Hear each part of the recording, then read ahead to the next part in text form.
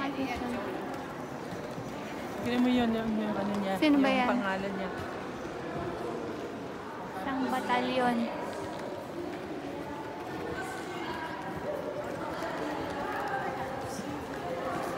Ang daming kailangan tingnan. Ang daming pwede. Oh my gosh. Magsawa ka. Sulit naman sister, mga babayad mo dito. Of course. Hello. Hello, hello. That's Shirley. Nakawala kami. Yes, Ngayon, we're nahanap rushing. na namin ang garden.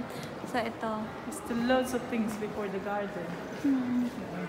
Ang dami mo kailangan tingnan. Daan ng statue.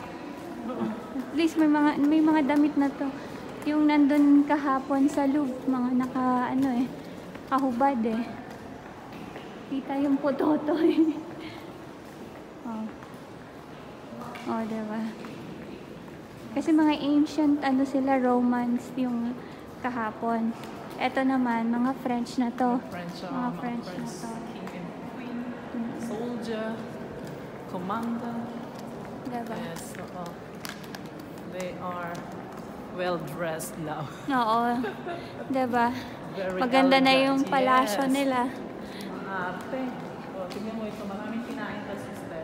Sino Oo. ba si Cindy? Tsaka uso na yung wig nun eh. Si Louis XIV. XIV. Louis XIV. Tsaka, siya sister, tingin ko, naka-wig siya. Yung wig niya. So, noong unang panahon, anong ginagawa kaya nilang wig? Nauso na yung wig. Binibenta mo? According to what I've watched, yeah, Oo. there are some people, if you've got a beautiful hair, they cut it and they just sell it and they make wig of it. Real hair. Real hair. Yes. It's not just synthetic hair. No. It's real. Okay. See?